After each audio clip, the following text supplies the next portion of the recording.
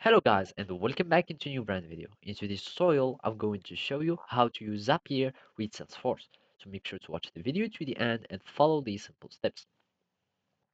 So first, we need to have our Salesforce that is open. Then you will need just to go to Zapier website and basically you will need to log in with your account. So I'm just going to log in and after that you will need to go to the templates or interfaces, etc. So from here, we can go to the zaps.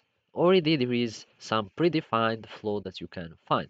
So I'm just going to zap here and basically from here you can start creating your own zaps. Otherwise you can just go back and from there we can go here to the zaps. You can find your projects or you can just go to the apps, and basically the apps are some interfaces or some predefined workflows. So we can simply search for Salesforce. So from here let's just search for Salesforce, and as you can see we can click on connect, and basically it will start connecting your Salesforce. So from here you will need to choose either it is production, and you go is continue to Salesforce, and now it's asking me if I want to allow access. All you need to do is just to click on allow, and you will have your connection that are uh, established.